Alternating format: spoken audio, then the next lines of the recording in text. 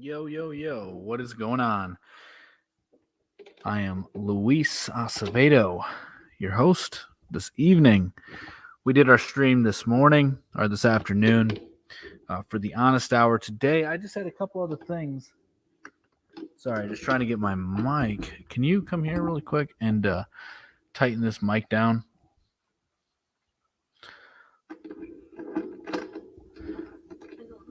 I don't know. Lefty loosey, righty tighty. That's what they say.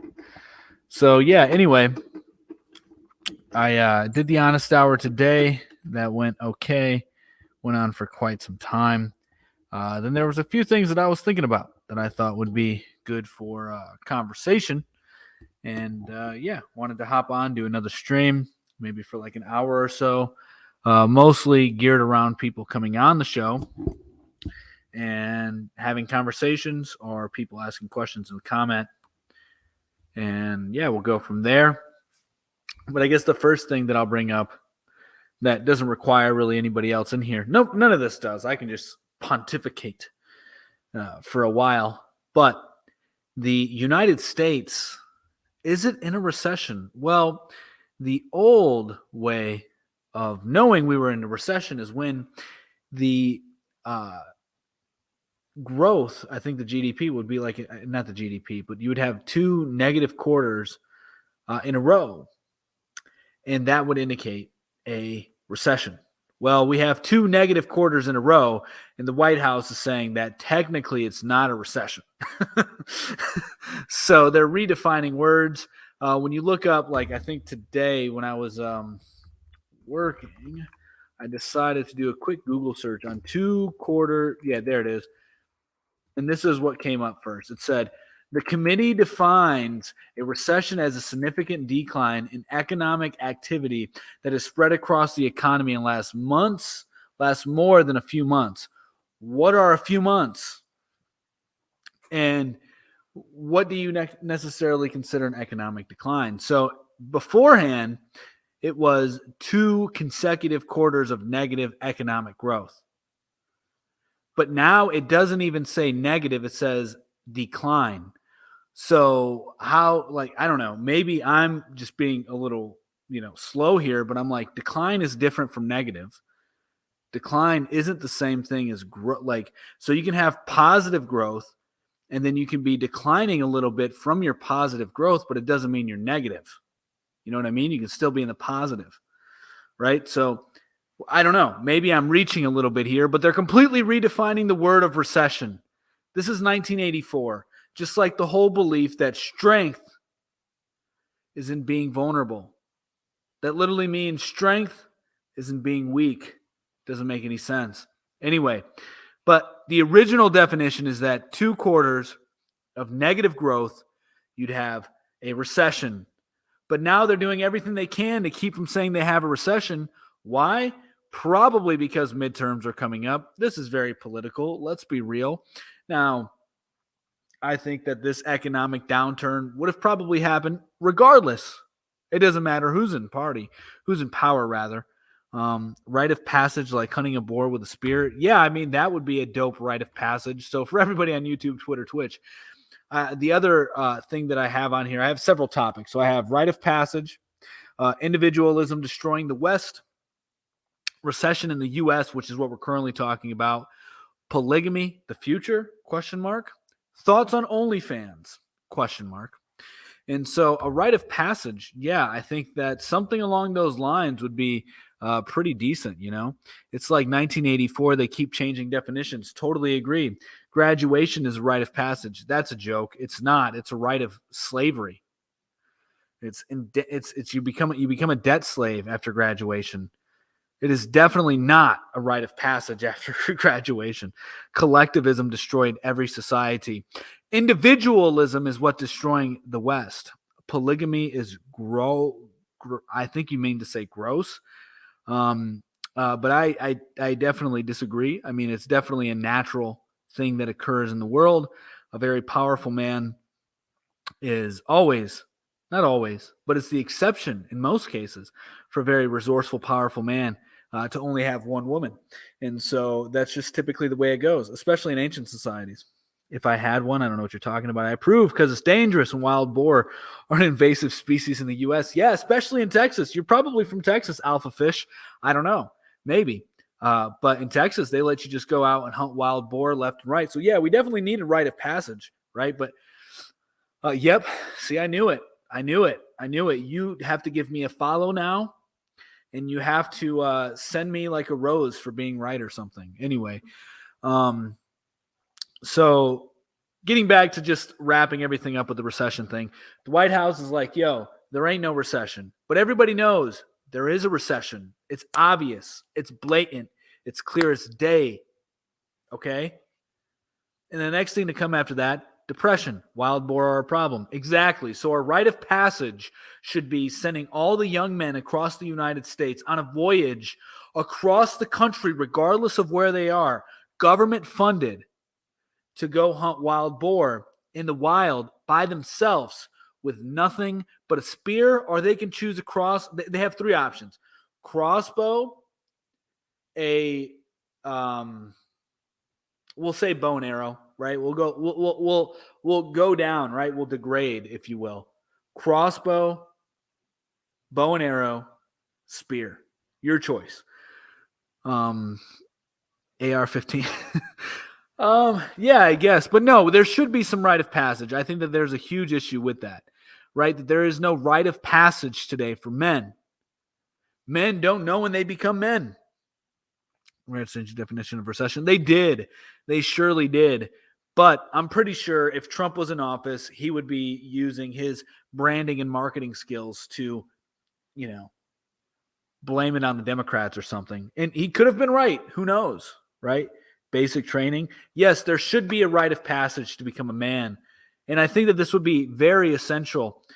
This would be this would be an improvement of society if we were like, hey, you can only talk in our society and represent men in our society if you go through this thing. And if you don't make it back, you're not qualified.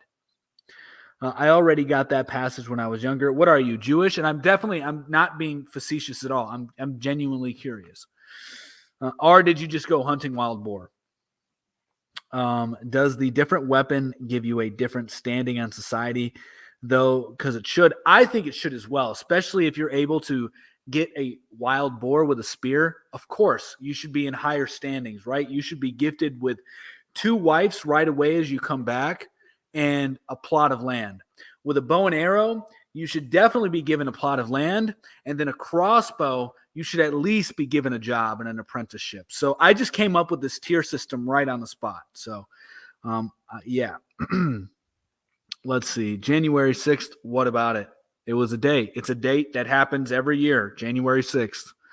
Like Starship Troopers, I don't know what you're talking about. With my bare arms, if you do it with your bare arms, well, maybe you get 5 virgins or something. I don't know. Fascinating about masculine men. Fantasizing about masculine men is a lot easier than talking about reality. Let's talk about reality, designer jorts. Let's talk about it. We're talking about reality. I'm telling you that society is crumbling in part because men don't know when they become men. Boys don't know when they become men. I mean, one guy said graduation is a rite of passage. So you mean to tell me, in what graduation? College graduation? High school graduation? What graduation? Because if you're telling me high school graduation, well, you're a boy until 18? Weak. You mean to tell me, college graduation? You're a boy until you're 22? It's insane. Can I become the harem king? Harem king? I don't know. You have to earn it, official. Kasuma. You're talking about a totally symbolic gesture that wouldn't improve anything. You're wrong. You don't understand life. Society on the downfalls, on the downward swirl. Yes, it is, but we can have an upward spiral. That's what people don't get. We have downward spirals, but you can have an upward spiral. But men act like babies. Yeah, so send them out in the woods with a spear, bow and arrow, crossbow, hunting wild boar. If you do it with your bare hands, you get demerits for being an idiot. Oh, fair enough. Fair enough. Sir, you're not pro. Okay. All y'all right wingers are liars. You ain't pro freedom. Okay. All right. Cool. Cool, bro. Cool. I bet you're not a king. And is your real name Jacob? Maybe. Debatable. Could be like Jessica or something. These days. Truth. If we are all liars, then you are the smartest man in here. Is a lie? Yeah. Thanks for admitting it. Why would I lie about my name? I don't know. There's liars all over the place. You could be projecting, right? Because I'm the furthest thing from a liar. Right. Hey, how's it going? Hey, how's it going? I got an honest question for you, if I may ask. Okay. So it needs to be of these show topics, or can it be off topics? On the show topics. On show topics. Let me pick one. Okay. What do you mean about men need a rite of passage? Yeah, so men need to know when they're no longer boys, when they're no longer children. There need to be something to symbolize their manhood, that they have entered manhood, and that they now assume much more responsibility than they once did as a boy. And do you believe that a man boy has to be taught in harsh conditions? I think that there needs to, so it depends on what you mean by harsh, but I think that there should be something challenging and dangerous involved in the passage. Fuck yeah. I mean, you are a follower of Andrew Tate. I mean, I gotta respect you for that. You are top G, my dude. I respect you. Okay, I'm assuming you're being genuine here, because there's a lot of people who are... No. I'm 100% on my mama. I'm 100%. I'm genuine and real. Trust me. Good. And what does this polygamy, the future, mean? Yeah, so I think that in the future, because of the declining birth rates and the lack of real men in society, the men who are quote-unquote Gs, are those that can rise to be top Gs, will assume most of the women by default. In the West. Yeah. I think that's going to be the future. I really do believe that, by the way. If you look at the West, there's a huge decline in population growth, and women naturally want to have children. Men do too. But the reason most women don't have children and do the stuff that they do is because a man is leading them in the wrong direction, whether it be their father being absent or weak, or their husband or boyfriend, encouraging them to be on the pill, or whatever it is, to prevent them from procreating, essentially. So I think eventually what's going to happen is you're going to have women that go to men, and it doesn't even have to be quote unquote high status men, as in having a lot of money. I think farmers are going to have a lot of wives. I think that people who have a valuable skill set in their community will have a lot of wives. I think anybody who's valuable skill set. That's right. Yes. That's right. And that's what I'm trying to tell all these people in person is that the future right now is not really looking good. Let's be honest. Yes. Because of this all, me personally, I don't live in America, but all the side of Europe knows the trends that go on in America. All these so-on called pro-choices, pro this, pro that, she, her, and that, yada. And it's really not looking great for you guys. I mean, I'm with you. All the things that you say right now, you are really teaching the young generations good, and I respect you for it. And it's a thing that all dads nowadays should teach their children. 100%. This is something that preaching on, I appreciate that. This is something I've been thinking a lot about. Although right now I don't have sons, I have 3 daughters, and so I then have to consider what it is. More difficult right now. Exactly. So now I have to think about what can I do with a little bit of influence I have on TikTok and YouTube everywhere to help, facilitate better men in the world for my daughters in the future. What can I do to help that? And so, man, you're so inspirational. Like I've been watching your TikToks daily, and I just thought, sorry, I'm just kind of a fanboy of you. Like, I've really been loving your content. Sorry, it's just a side note. I'm just saying, just please keep it up. Thank you. I hope you're being genuine, because I get a lot of hate. So it's hard to distinguish between sarcasm, because there's a lot of sarcasm on the internet. So I'm going to assume you're being genuine, and thank you very much. Obviously, because y'all Americans, out of 300 million of people, 100 million are pro-choices people, and let's be honest, everybody uses TikTok these days and goes on lives and chats shit and everything. So yeah, you got every right to be so questioning and everything. Yeah. Are you guys pro-choice or pro-life? Pro-life, totally. And what does pro-life mean? What do you mean by that? Oh, that's a good question. You know, I hate the way it's framed, right? Pro-choice or pro-life.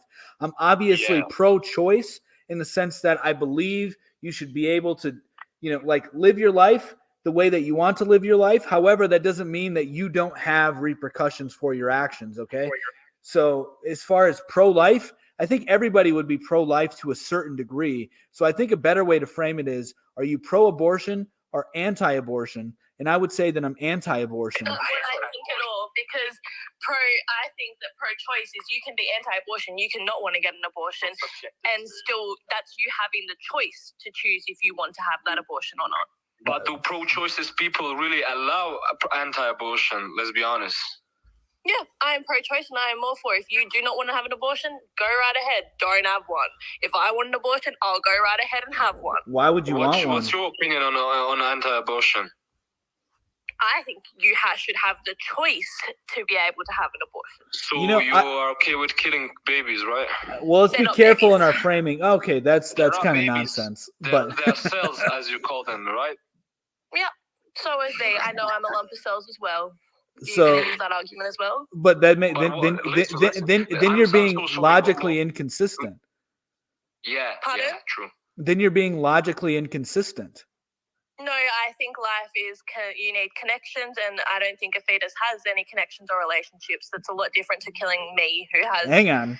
So what do you mean by connections? What do you mean by connections?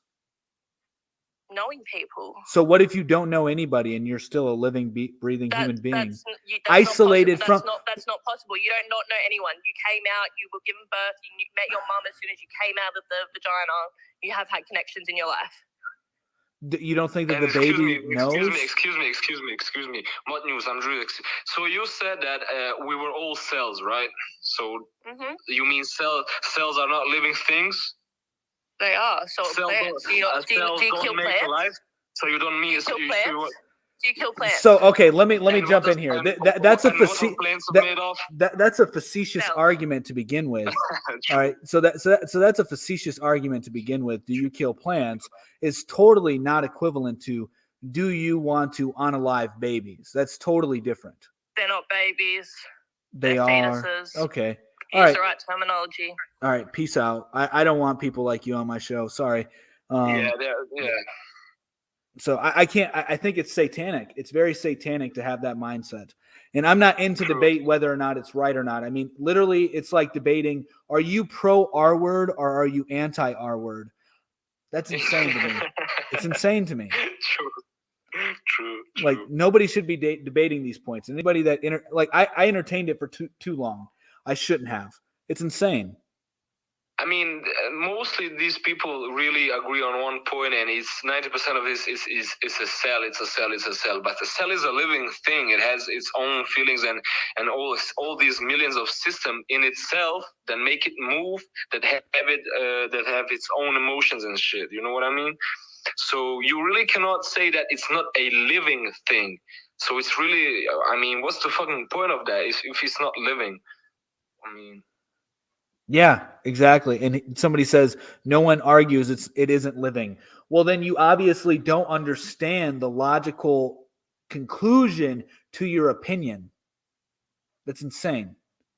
LOL. That's just use your brain instead of you listening to experts, guys.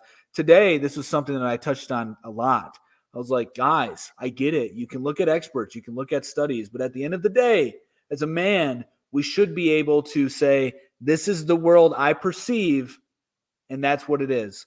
Like, I get it. You can be wrong in your perception. You can be wrong in your observations, but you should be man enough to say, this is what I believe based on what I see. It is what it is.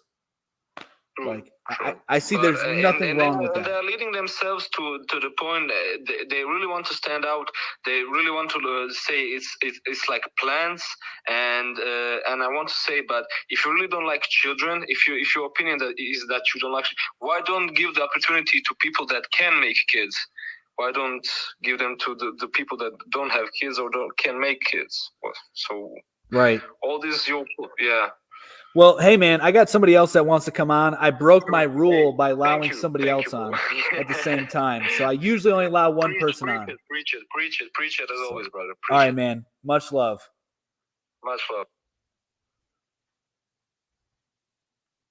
Oh, they, I guess they no longer want to be on? Or are they? Okay, they're on. All right, what's going on? Hey there, how are you, man? I'm doing well. Yourself? I'm very fine. Where you at? You in the U.S. or you? I am on. Yeah, you're in the U.S. Yep, yeah, I'm stateside. Right. Nice. I'm north of the border. It's in Canada. Pleasure making your acquaintance. Yeah, likewise. I wanted to address your recession in the U.S. topic. Okay. Yeah, let's go ahead. How do you feel about the new global reserve currency? The coalition between the Russians and the Chinese. Yeah, man. Well, it's still in development, right? So I think that it's going to be a force to reckon. The United States dollar in some years. I don't think it's going to be anytime soon, but we'll probably see it in our lifetime. Maybe in a decade or so. But I think it's going to take some time for it to really mature and develop. Yeah, I agree. But I do think it's going to cause some serious hike in inflation for North America, right? Like, I see that you wrote recession in the U.S., but I'm north of the border, so I'm kind of going to look at the Canadian side of things as well. I think it's going to cause some serious inflation. It's going to definitely bastardize the cost of living for us. And it's going to put us in further debt, and rates of poverty will increase. I think all in all, we're in a really bad position because of that. Yeah, so I don't know that it will necessarily do all of those things because it really depends on what they're going to do with the currency, right? What if they want to continuously back it with commodities such as gold, which Russia is already starting to align the ruble with gold. So it could be something along those lines, or it could be a digital currency, which is, what we don't know exactly. I know that they're talking about it. Russia's talking about a digital currency. China's talking. They're already testing digital currencies there. But also, I guess I need to reframe it because we already have digital currencies. The United States the United States dollar is a digital currency as it stands. So it really depends on what they're going to do to give it any validity. Are they just going to back it by military force, or will they back it by commodities? Well, I got like a theory, and I studied poli-sci. Okay. So obviously we know about how do I say this? We know about the oil deals that have gone awry, right? We know how we have become less dependent on Russia and therefore Iran for oil. And now we're dealing with more of the Saudi. And we saw that with the Biden meeting Mohammed bin Salman in Saudi Arabia. We saw that he can only produce, 13,000 barrels a day? I don't remember the exact figure. Anyway, the demand is much higher than the supply, and Saudi cannot keep up with the demand. So it's going to cause a hike in prices. That's like a given, right? Those are rules of economy. So this plus the global reserve currency, right? I think we're setting up for some truly difficult economic times. I think it's going to be a different era altogether. Also, I know for a fact that Russia spent the last 4 years amassing the most gold as of any nation. And we also know that they've amassed, I think it was between 14 and 16% of all crypto. I did not know that. So it's going to be it's going to be a trying time. It's going to be a trying time for the West. Yeah, and I think that what needs to happen, at least in part, as we talk about quite frequently, is localizing your supply chains. I think cryptocurrencies can be a really good thing. I'm a big fan of cryptocurrencies. I think gold and silver are also not a bad thing. But they're stable. Yeah, I mean, I think they have a lot of upside to them. But I do agree with a lot of what you're saying. I do. And I know that there are going to be hard times, especially economically. I think right now we're heading toward a deflationary period. It's counterintuitive to what everybody's talking about, but I do believe that we're going towards deflation as opposed to inflation. If you just look at the abundance of supplies, especially we have in the West, in the United States particularly, we are seeing stores starting to drop their prices everywhere. And this is a huge thing. And then what we're going to begin to see, in my opinion, is we'll experience deflation into a depression probably. And then things will start to go up in prices afterwards. But I don't really know. I'm not an economics major. Are you predicting like a market crash, like 1929? Yeah, I think. You're predicting? I think that we're going to experience another Great Depression. Yes. I think that would be very detrimental, considering we're still in the tail ends, and I say tail ends loosely of COVID. I don't know how you guys are handling it south of the border, but over here it's still a thing. It's still a thing. Yeah. And depends on where you live here. So, do you mind if I ask you what part of the states you're in? You don't have to be too specific. Yeah, it's all good. Say south, east, west. Yeah, Midwest. Midwest, okay. Yeah. Not too far away from Canada. Sorry? Not too far away from Canada. I see. Okay, cool. So, I'm kind of worried myself. I was talking to my fiance earlier about this. I said the new global reserve currency, the coalition between the Russians and the Chinese, is going to cause some real problems. It's going to be real competition on the foreign exchange markets for the USD. Yes. Real competition.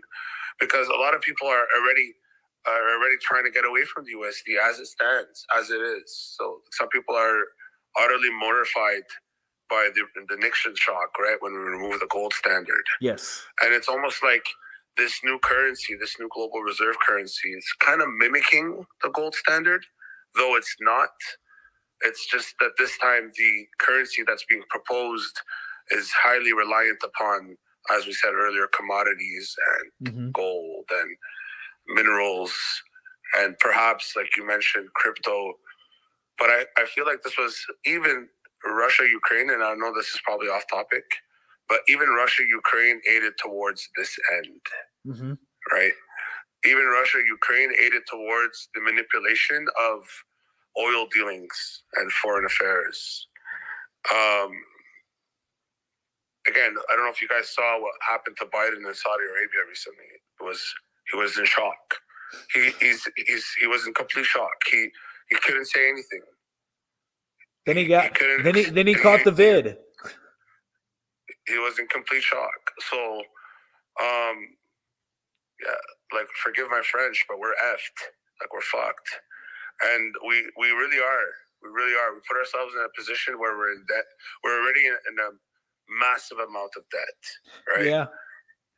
I think that I would push back and say, I get it. I know where you're coming from. I really do.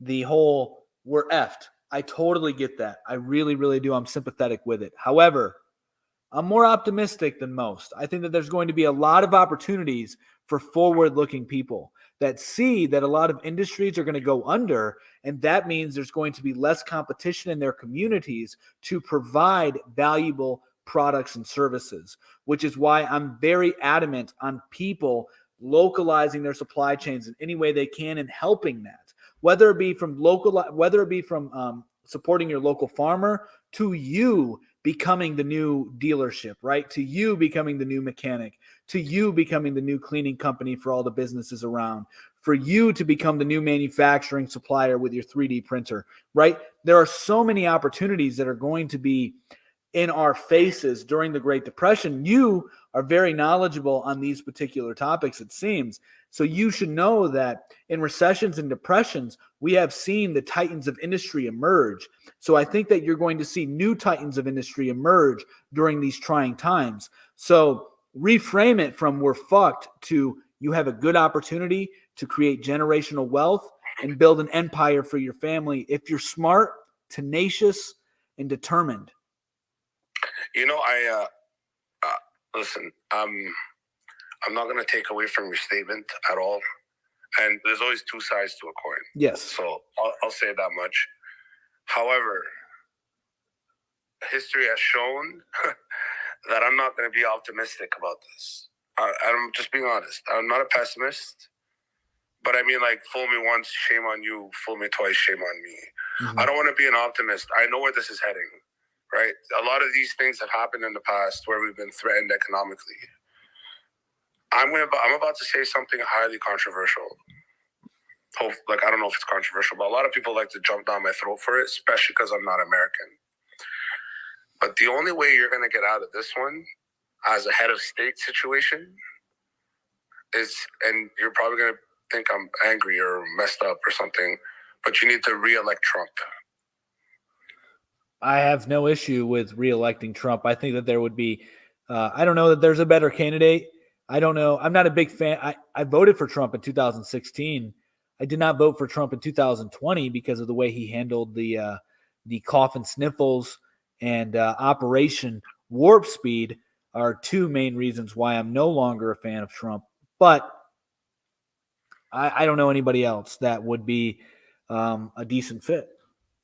Well, I mean, for the people in the comments that are telling me, like, what? Trump? What? Is that a joke? No, it's not a joke. Not one of your presidents have ever been cool with Russians. Not one, except Trump. Yeah. Only Trump has been cool with the Russians. And I'm telling you, if there's going to be a shift in hegemony, logical. You need to be tight with the people that are running the world. Completely agree with that. And Trump is the only one that can do this with Putin. No one else can do this with Putin. No one else. And China. Trump was antagonistic to China, but for good reasons. The trade that we had going on between them wasn't fair. And so it made logical sense why he started the tariff wars. And so I think Trump had the balls to do what needed to be done as far as that goes on an economic front. And I think that he is also not afraid to, in some regards, use the rhetoric that is needed in order to shift the Overton window in our culture, which is important. And then somebody asked, what is polygamy? A man having multiple wives. Yeah, that's it. Listen, here's the deal. It's very simple. Someone in the comments wrote, this neoliberal view is toxic AF. Deal with it. Yeah. We're in the era of globalization. Whether you like it or not, neoliberalism is what's happening now. And it's such a massive monster that no one can tame it. If you're going to talk about being neoliberal, then you're referring to globalization. Welcome to the world post Richard Nixon. Richard Nixon made sure neoliberalism is the key component to all politics now in foreign affairs. I don't know what to tell you. You don't like it? Don't hate the player, hate the game. It's unfortunate right now in this world of neoliberal, I guess, standards. No. You need a man who's a businessman. Earlier, you said it yourself. You need a businessman. I think right now you need to be a businessman, and Trump is the businessman. Is what he is. I would say this. Neoliberalism is not going to last forever. I agree with China that autocracies are coming back, and I think that monarchies are coming back. I could be wrong, but from where I see, from where I see the world going, in my opinion, I think that monarchies and autocracies would probably be much better to live under than a neoliberal order, a democracy, or even a republic. Are you? Can I ask you a weird? Are you like a fan of socialism? I am not a fan of. I feel like you are. No. So I guess I'll say this. I think that. So this is my view. No, as far as a governmental structure, I do not agree with communism or socialism. There are aspects of it that I will adapt in my personal life, and that is this. My family, we will be pulling all of our resources together. My kids, when I have daughters, so in a lot of years, when they find somebody, my wife and I properly introduce them to somebody who will be a proper suitor for them, and then they wed. We give a dowry, whatever that may be. They will then pull resources with the family. The man will. So I think that families should pull all of your resources together. I think that you should do everything you can to have multi-generational housing. I think that instead of, if you have the wealth, to be able to create a cul-de-sac where you can then sell off the land for people to build homes, why don't you then just buy the damn property to make something replicating a cul-de-sac, but with your family in it, and you guys are keeping all the wealth. So that's where I agree with sort of the philosophies, the practicality of distributing the wealth and having it in a collective pot for the family. Yeah. Okay. Well, all I know is that at this moment, I'm going to say this, and I really hope I'm not going to get backlash for it. But the U.S. is kind of famous for not paying their debts, and they're also famous for severing debts through war. Right? Yep. And this time, unfortunately, your debt and your opponent perhaps will swallow you whole. You cannot play with the Chinese and the Russians together. You just can't. I don't care how much of a strong nation you are, you absolutely cannot. It'll result in the most terrible consequences, and that's a fact. This will be a world war like no one's ever seen.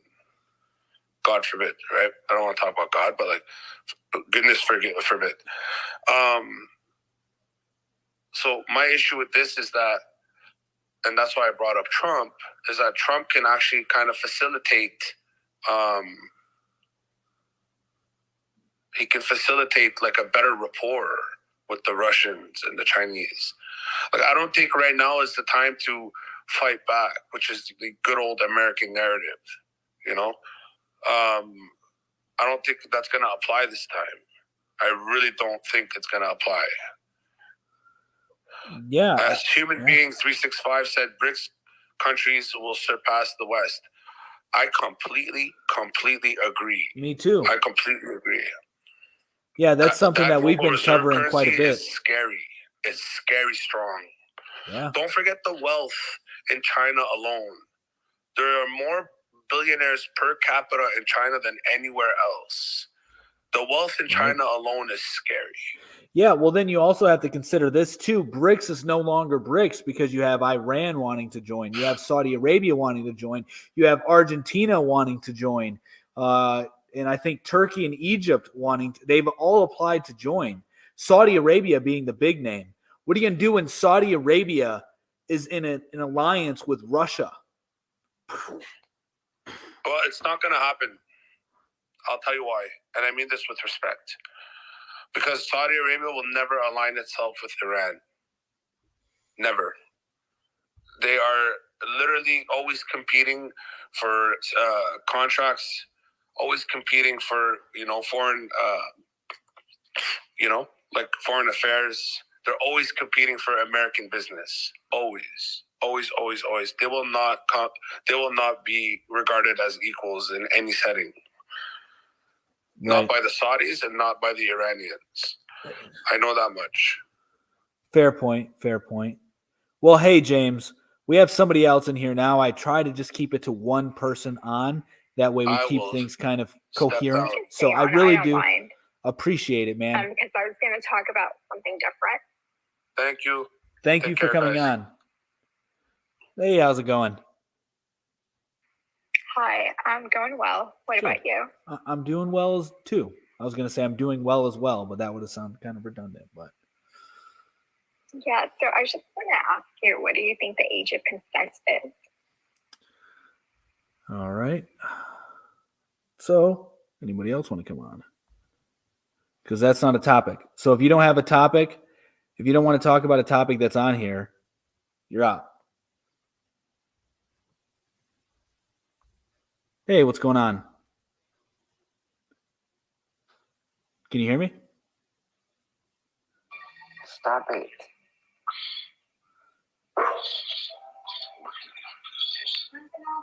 Can you hear me?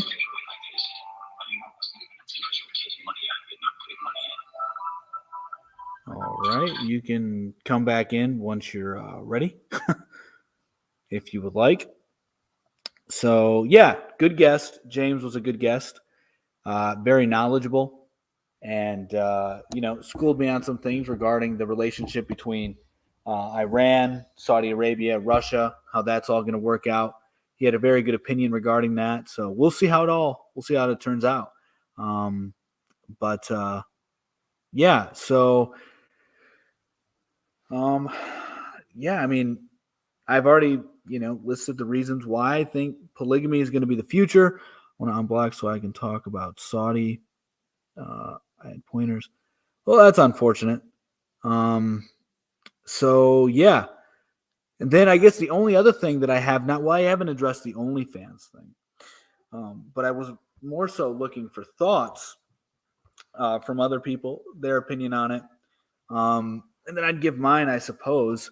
But individualism in the West. So there was a few comments in here that were regarding the topic of individualism in the West. So people had stated that collectivism is what brings down the society. And okay, so they were talking about collectivism bringing down the society and how that's crippling and damaging, etc.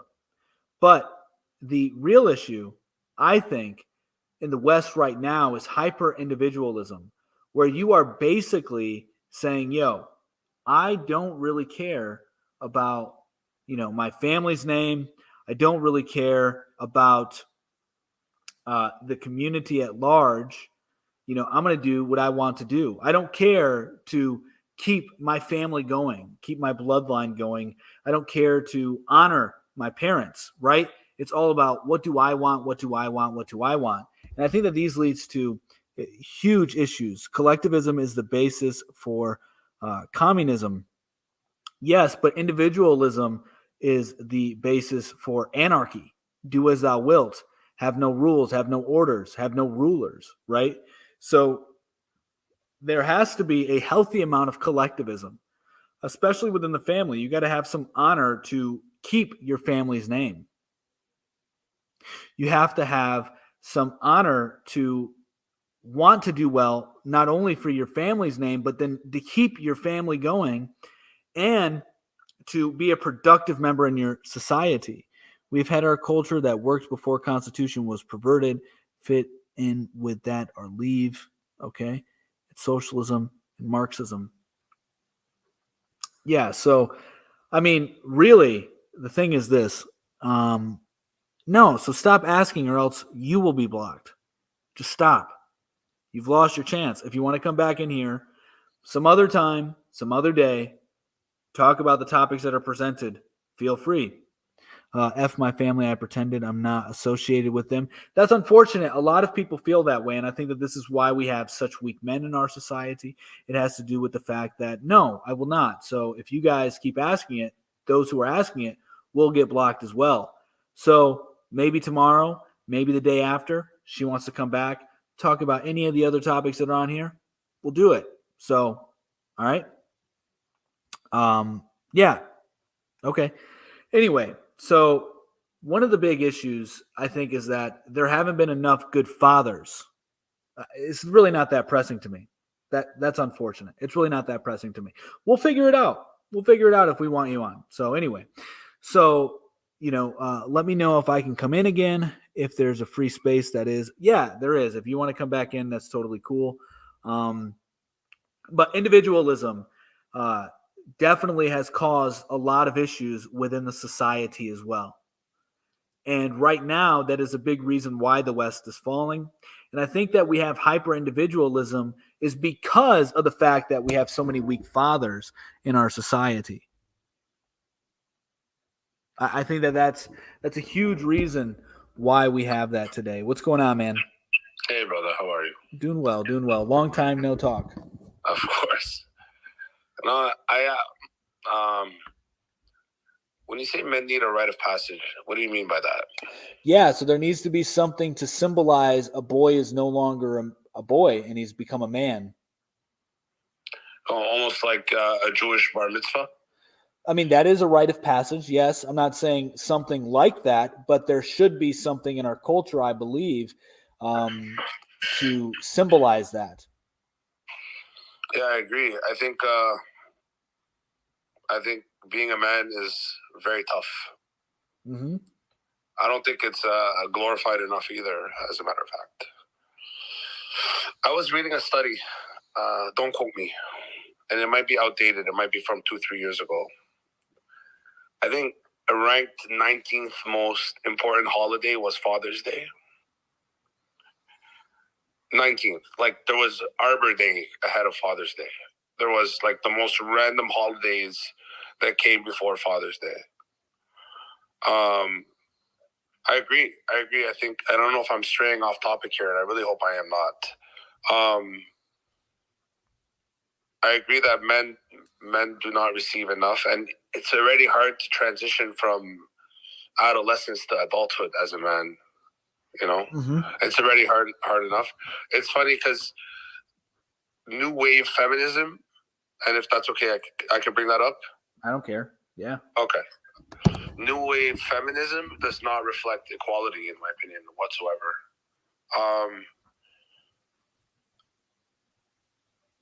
And I do believe in a touch of traditionalism. I do indeed believe in a touch of traditionalism. Like, it is what it is. Like, you're not physically, scientifically built to, do the heavier things.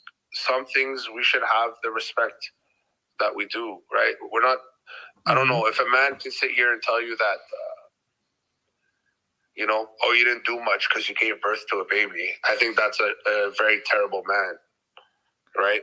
And I don't know any man that does that, actually. I don't. Any man that knows a woman that's delivered a baby, they're like, that's pretty impressive. My wife has delivered 2 children and about to deliver a 3rd one, and it's an incredible thing. Oh, congratulations, man. Thank you. No, I just think if you can't see that, how much... Do you believe in a nuclear family? I do. Do you believe in roles, like gender-based parental roles? 100%.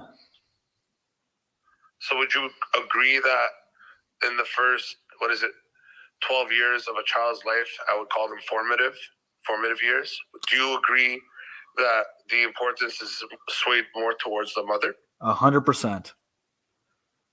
Okay. Well, not necessarily to the 12 years. So that depends, right? So, it doesn't really depend.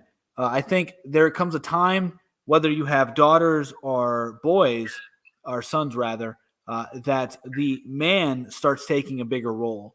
But definitely the very early stages, like my 2 daughters, they're 2 years old right now. I have twin daughters. So right now, they mainly want their mom. They love me. Every time I come home from doing something, they're like, Daddy, right? They love to see me. They love to play with me, all this stuff.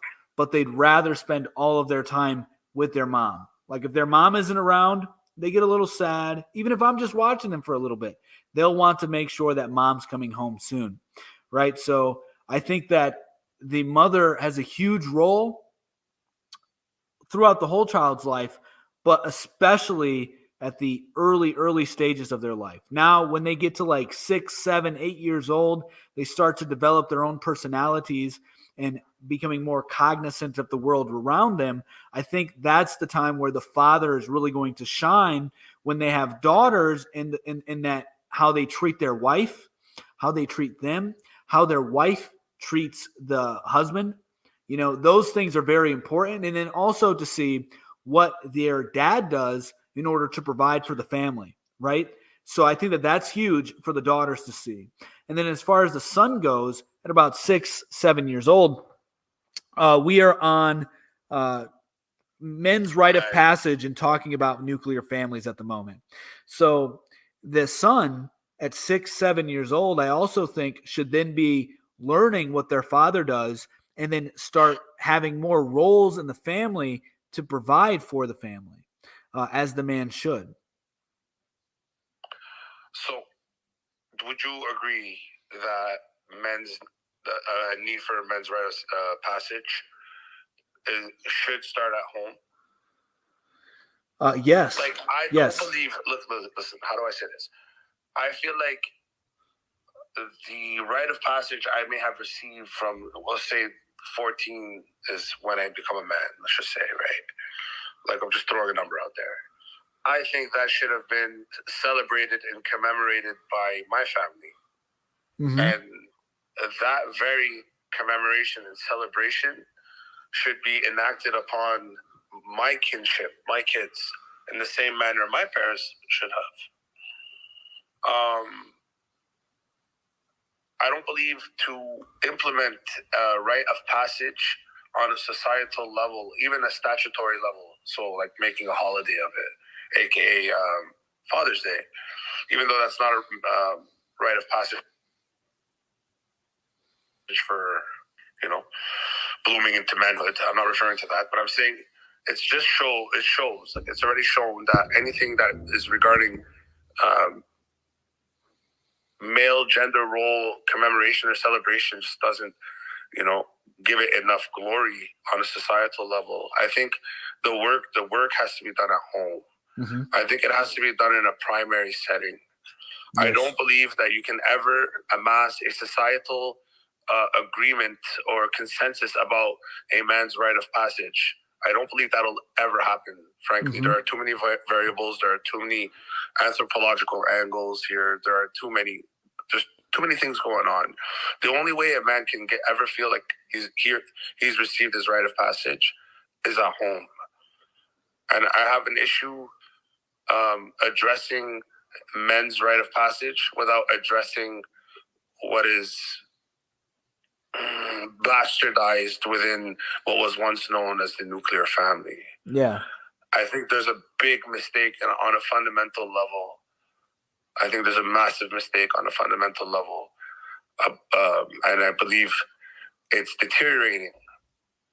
As every generation goes by, it's deteriorating. Yeah, I agree. We used to chase women, right?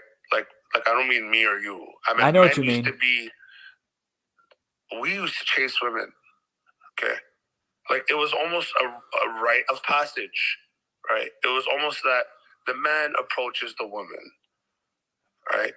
And increasingly now, you're seeing, like, women approaching men. Things are shifting very differently. Like, it's not the same anymore. I haven't seen that, and I don't think that that's natural. It definitely won't last long. I feel like I'm in the Twilight Zone.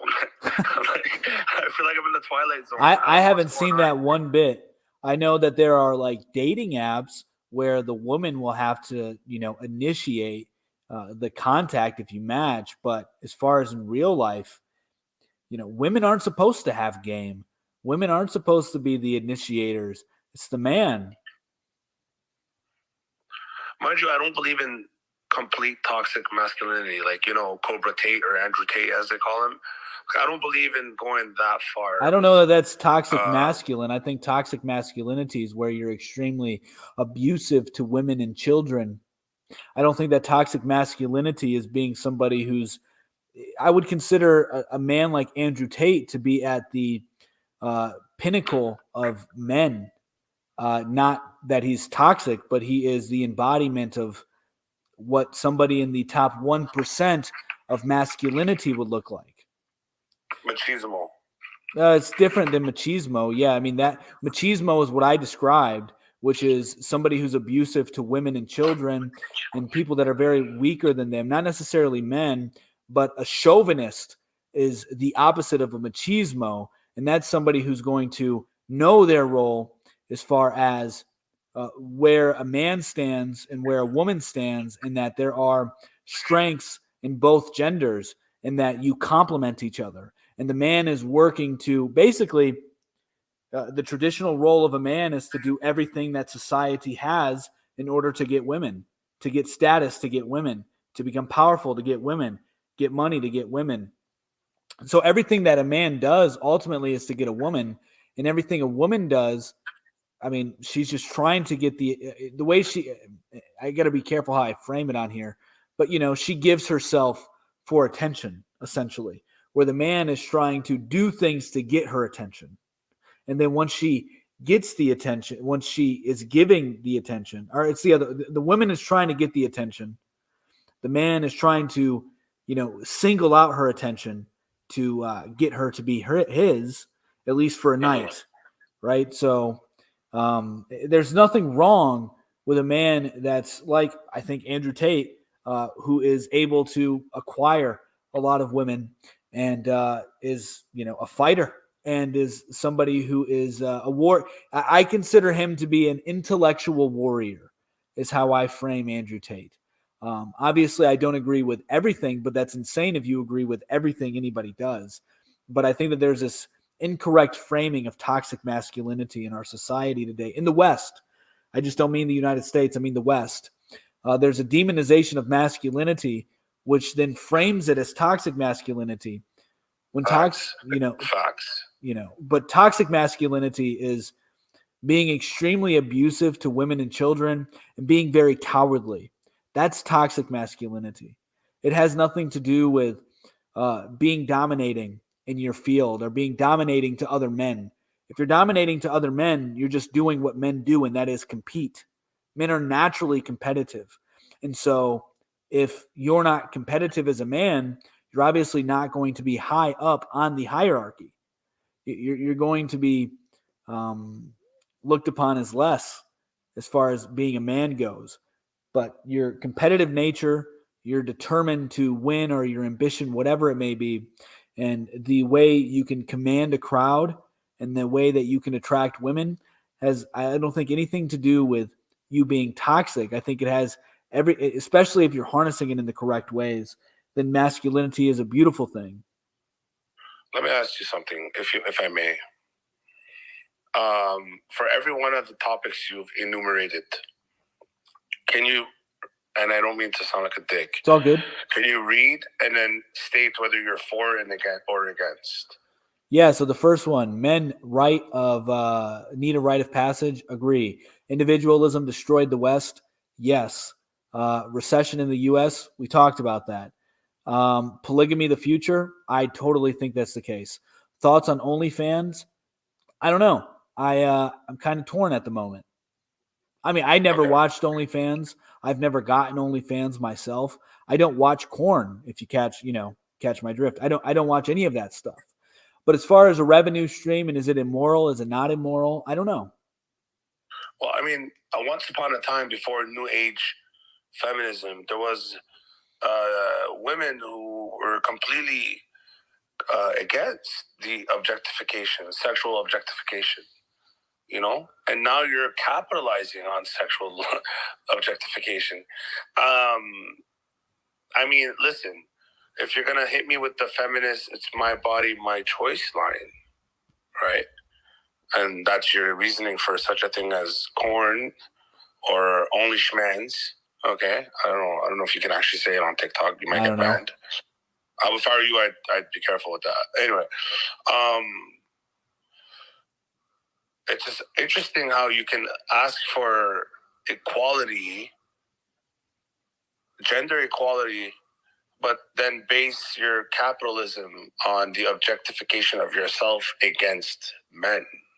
It's kind of odd. It just doesn't make sense to me whatsoever. It just doesn't. Also, it lacks in morality.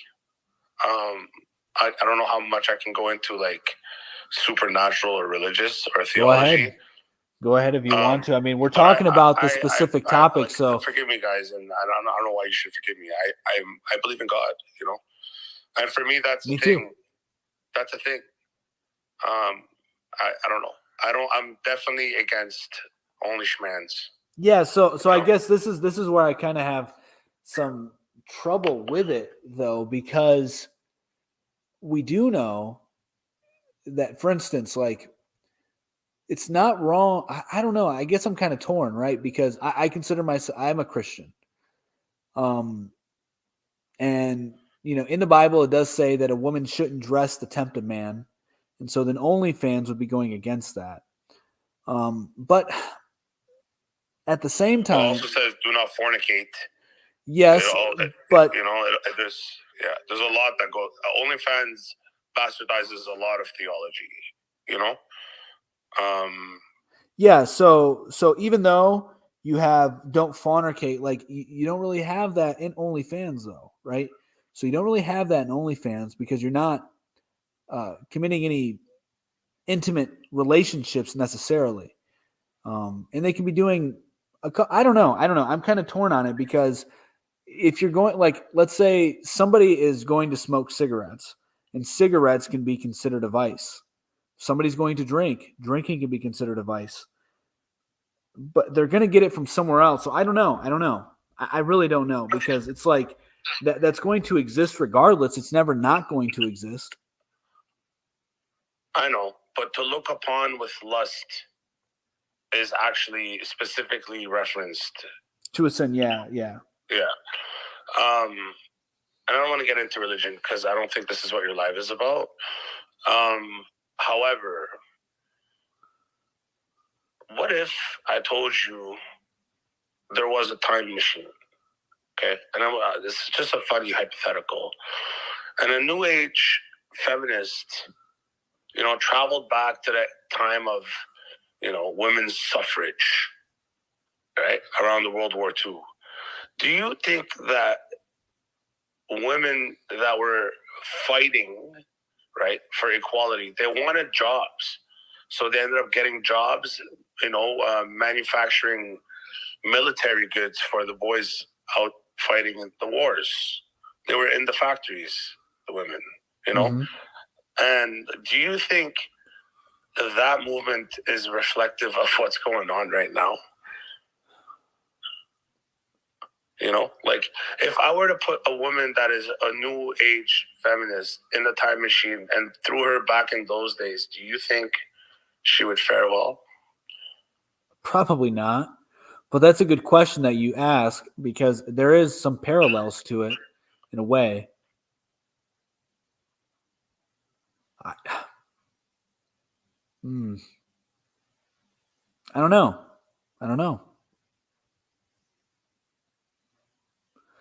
I guess that what I would say to that is, because you're paralleling only schmans, if you will, with women who went into the manufacturing sector because the men were at war, correct?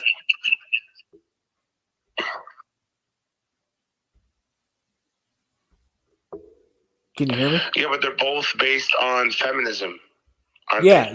No, you're right. I know that's the golden thread. Yeah. Egalitarian or equality. You know? Yeah, so I think that there are similar forces, right? I'm echoing. Yeah, I'm gonna step down and step back up. All right, sounds good. So I don't know, like, so there are definitely some parallels there, and I think the way that it works, in my opinion, is that there's a progression into that, right? So first off, you are going to have to change what the woman typically does. And so I think the feminist movement wasn't so much to empower women, but was actually to take power away from the woman. And so when you had the women going into the manufacturing sector, strong independent women, to do what the men couldn't do, it was a step towards removing women from what they do best. And then I think OnlyFans is sort of a later stage in that same progression. Now that I think about it, where it's just more so, but I don't know, man. I don't know. I've heard some decent arguments for OnlyFans, but I don't know, because if I think about it from that perspective, it does seem to be antithetical to what the original feminist movement was. However, I make the argument that the feminist movement has always been to defeminize women. It hasn't been for the empowerment of women. It's been to make them weaker. So, I got a good parallel for you though. Since you say that, when you look at a lot of Eastern cultures, there's a claim from the West that, oh, look at the women, they're so oppressed and they're so suppressed. Right. But they actually fall under the criteria of what you're saying right now. Right. In the East, in the Eastern cultures that are so demonized. Right. So what's the fine line though, right? Yeah, so I would say that we have it wrong. And I would say they're closer to the truth in regards to roles. That's what I would say. I mean, if we look at the mental health, right? Mental health in the West has totally declined, especially with women. Women are... When did postpartum depression ever become a thing? Until recently. And I think it really has to become a thing because women have to go back to their work after they give birth, very shortly after, when they should be spending those precious years with their child. They want to, but they don't, because either their husband's like, yo, we need to make that money. You need to go back to work. It's all going to be good. We'll get a babysitter, whatever. Or she just feels she's less of a woman if she can't do both. And so I think that the pressures of our society make women have to choose between being a good careerist, if that's even a word, or a good mother, right? Because you can obviously do both.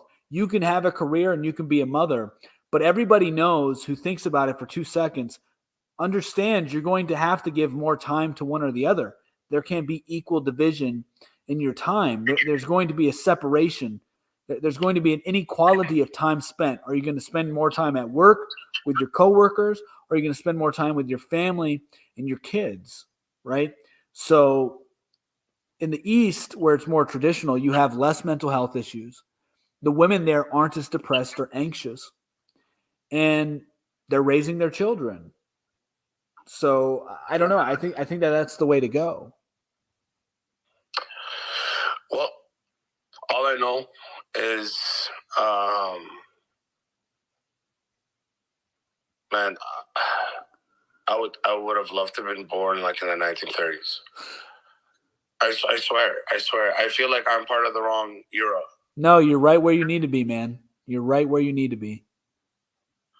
And hey, guess what? You said that you wish that you would have been born in the 1930s. Well, guess what? We're about to experience the economic catastrophes that happened in the 1930s. In the 1930s, yeah, for sure. Hopefully not, right? Hopefully not. Hopefully we can circumvent that kind of outcome. Maybe, but there's going to be opportunities, my man. It's going to be opportunities for you, for me, for everybody who is able to capture the moment. It's not going to be easy. I'm not making that claim whatsoever, but there's going to be a ton of opportunities when there is, as they say, blood in the streets. Mm-hmm. Well, what's up? May I ask you your name, man? My name is Luis. Luis. Nice to meet you. Likewise. I'm James. James, I figured as much. Do you do these lives very often? Yeah, Monday through Friday. I do the Honest Hour at usually it's either 11 o'clock or 1 o'clock in the afternoon, Eastern Standard Time. So 11 o'clock a.m. or Luis, my name is Luis too, right on. And then 1 p.m. Eastern Standard Time. So 11 a.m. or 1 p.m. is usually when I do them during the days. And then occasionally, if I have some stuff pop in my head and there's some other news going on, I'll come on and do an evening stream at about these times, right? 10 o'clock or so. Very cool. So very cool. But, do you usually tackle the same topics? No, I don't. So for the Honest Hour, it's mostly news and analyzing certain topics. So that's what we focus around here. So MOT Media is we are covering politics, current events, and then we'll have a conversation to cover culture, right? So tonight, as you can see, was mainly cultural topics. The only real news topic was recession in the U.S. That's because I didn't cover it today, because I talked about Hungary considering closing their borders down and allowing in the future Christian refugees because of the West's decline. And then we also talked about, I'm drawing a blank on the other thing. The Republican Party having a civil war within it, because some Republicans are like, yeah, we need to keep funding Ukraine. The others are like, no, we need to stop funding Ukraine and using those billions of dollars and rebuilding our own infrastructure. And then I also talked about the fact that Louisiana and Missouri or Mississippi, I think it's Missouri, they're suing Joe Biden's administration for colluding with big tech corporations. So, we try to cover a lot of important news. Sometimes it's mainly, global, but there's always going to be a little bit of global and a little bit of national news. What's your take on Russia and Ukraine, if I may ask? Yeah, so I'm not going to go very much longer. I'm actually going to wrap it up after this. But it's very simple. I think that Russia is crushing Ukraine. The West sees it. Everybody sees it now. We've been calling that since the beginning, by the way. Just let me know. We've been saying it since the beginning that Russia's been crushing Ukraine. Russia, so let me preface with this. I don't think that war a lot of times is necessary. I think war is sort of a demonic tool. However, war can be useful in certain instances. In this instance, I don't know, but I would not fault Russia. I would fault the Western powers for breaking the Minsk agreement that they signed with Russia years ago. And I would also... Yes, exactly. And I would also fault the Ukrainian government for doing, I don't know if I can say the exact words on here, but doing very bad things to the Russian-speaking people in eastern half of Ukraine who wanted to be a part of Russia long before. So I think that the West and Ukraine had brought it upon themselves for Russia to act the way they did. And now Russia, being that they're still being provoked, now they're talking about taking over the whole of Ukraine, when in the beginning they just wanted the eastern half of Ukraine. So, and now they're talking about their foreign minister. I just did a TikTok about this today. Is talking about a regime change in the Ukraine. So that's my take. Zelensky's not looking hot. No, he's not. He's not. Zelensky's not looking hot at all. I don't know. I don't know how much longer he'll be with us in this world, if you catch my drift. Either by the Western powers or Russian powers. I don't know. No, I definitely catch your drift. It's going to be another Muammar Gaddafi for sure. Probably something like that. Yeah, but or Saddam. Yeah, Hussein. Yeah. I mean, they're selling their, and this is the other thing, man. People were calling me a liar on my live stream and calling me crazy when I said that we're giving them weapons in Ukraine, and that they're selling them in the black market, right? Nobody believed me. Nobody thought I was telling the truth, and now it's everywhere. Now you can see the news everywhere. It's like, it's insane how people have a hard time comprehending how corrupt these governments are, especially our government in the West. I mean, so not just that's our government, but just in the West. Dude, you can't tell an American his government. I don't mean this to be like... It's all good, dude. I get it. I get it.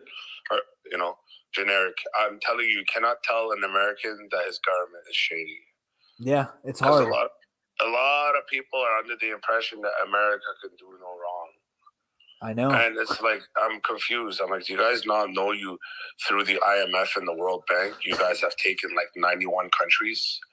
Do you guys not know how much damage, hyperinflation, sheer famine, complete poverty you've caused? Do you know the ramifications of sanctions?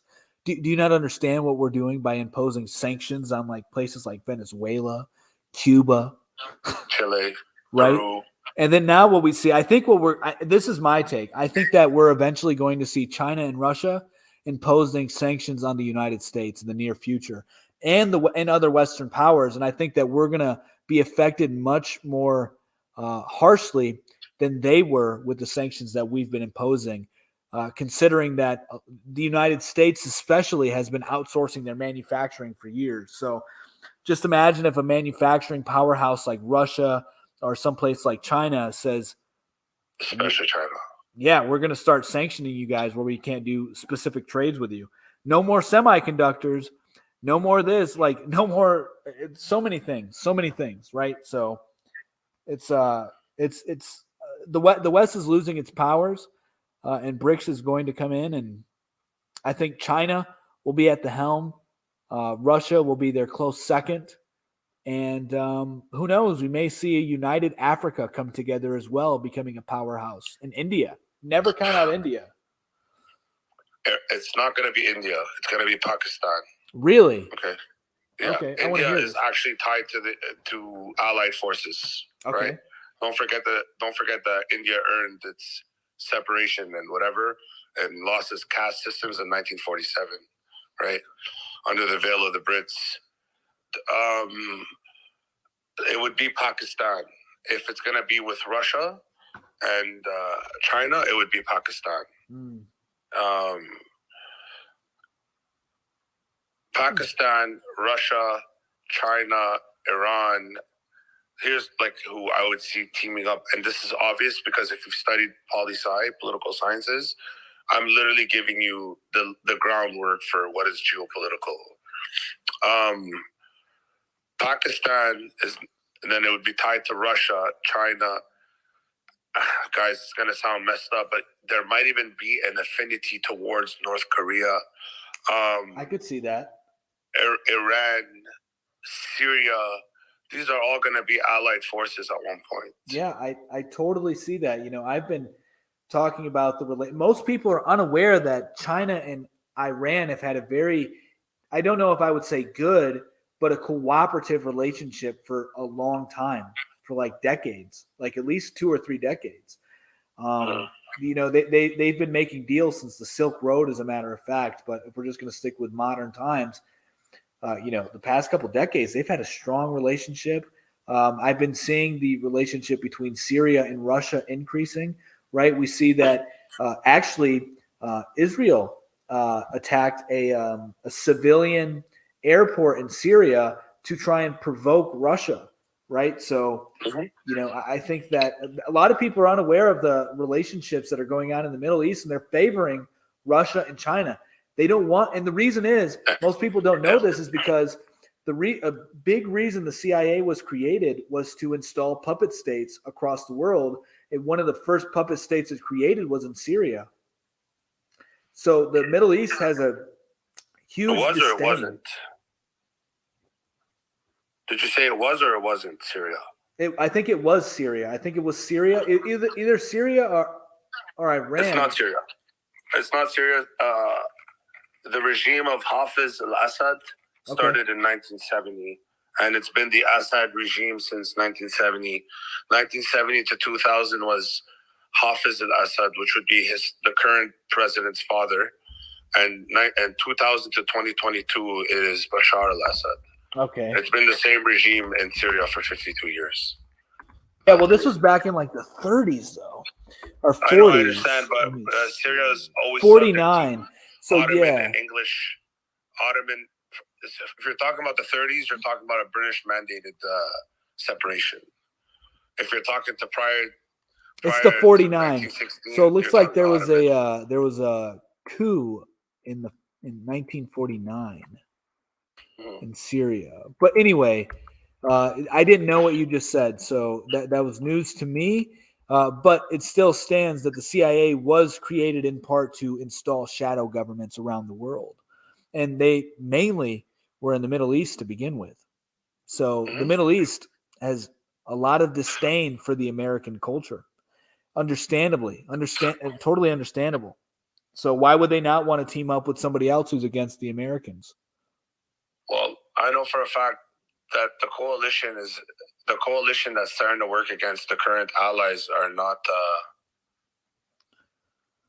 are starting to look scary powerful, really powerful. And I wonder if people are truly aware as to what's going on right now and how we're shifting, like world leaders, literally world powers. It's shifting as we speak right now. We're literally in a transition as we speak. That global reserve currency, Louis, is something that scares the Jesus out of me, because I'm in a first world country on the west of the in the Western Hemisphere, and usually we're the most protected. But at this point, it looks like anything that is economically infrastructural is seriously threatened, and we've pissed off so many people internationally, geopolitically, that, like you said, I don't blame them for banding together. I don't. I really don't. And if I had the opportunity, if I was an Eastern head of state, and I had the opportunity to make a trade vis-a-vis exports or imports, I'm not going to do it using the US dollar if I don't have to. It's just that simple. If you've hurt me, you think I want to use resources that strengthen you? Not a chance. Not a chance. And I think now a lot of American, I'm going to say this loosely, a lot of American international corruption is going to come to light, and it's going to bite the West in the ass. Yeah, I agree with you, man. So it's been really good talking with you, bro. But I'm about to get out of here. You know, I've been going for like an hour and a half now. And yeah, I see that somebody else wants to come in. We'll be back live tomorrow, probably around 1:00 in the afternoon. So if you want to hop in then, go ahead. But yeah, James, it's been a real pleasure, man. Thanks, man. It's a really real pleasure making your acquaintance. Thank you, everyone, for listening to my raspy and tired voice. And thank you for having me. Of course, man. Have a good one. Ciao. All right, guys. Yeah, so if she wants to come in, she can come in tomorrow. We're ending it now. Much love. Peace.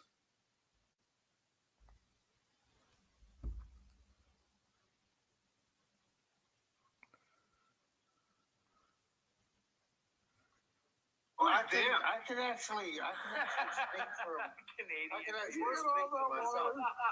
I think human being here, bro.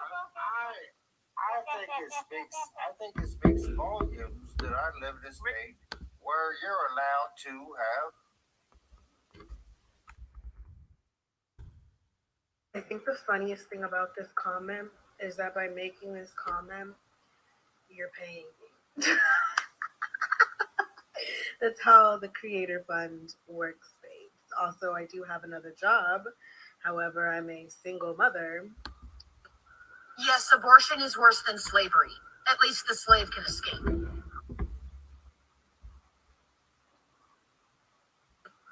Yes, abortion is worse. How can you talk if you haven't got a brain? Yes, abortion is worse than slavery. Can you talk if you haven't got a brain? Here, come here. I'm gonna tell you a secret. Yes, abortion is worse than slavery. Come here. I'm gonna tell you a secret. So, I don't know who told y'all human traffickers are broke, but human trafficking is it's $150 billion industry.